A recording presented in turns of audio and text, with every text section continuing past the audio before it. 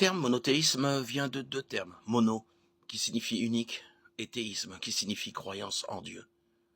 Le monothéisme est donc la croyance en un seul Dieu qui est le Créateur, le soutien et le juge de toute sa création. Le monothéisme s'oppose à l'énothéisme, qui est la croyance en de nombreux dieux, avec un Dieu suprême, de même qu'au polythéisme, qui est la croyance en plusieurs dieux. Il existe de nombreux arguments en faveur du monothéisme, tirés de la révélation spéciale, les Écritures, de la révélation naturelle, la philosophie et de l'anthropologie historique.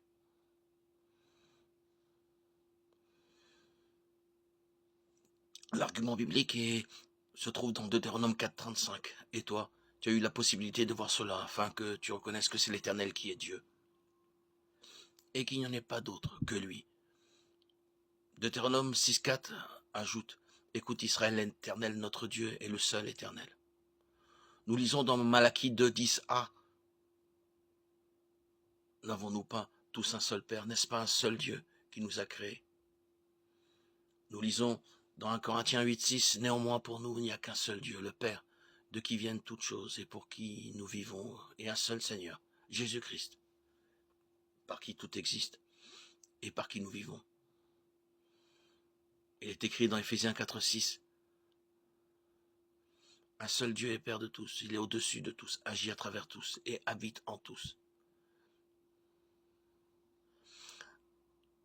Nous trouvons dans 1 Timothée 2.5: en effet, il y a un seul Dieu, et il y a aussi un seul médiateur entre Dieu et les hommes, un homme, Jésus-Christ.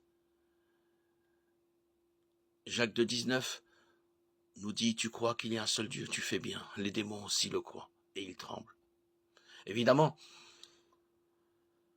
pour beaucoup de gens, les citations bibliques ne suffiront pas à prouver qu'il n'y a qu'un seul Dieu, car sans Dieu, il n'y a aucun moyen de prouver que la Bible est sa parole.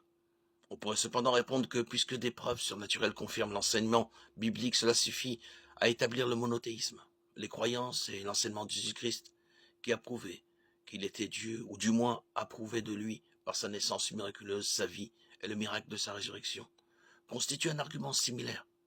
Dieu ne peut mentir ou se tromper. Par conséquent, ce que Jésus croyait et enseignait est vrai. Par conséquent, le monothéisme auquel Jésus croyait et qu'il enseignait est vrai. Ces arguments ne sembleront peut-être pas très convaincants à ceux qui ne sont pas familiers des preuves surnaturelles de l'autorité des Écritures et de Christ, mais elles constituent un bon point de départ pour qui les connaît.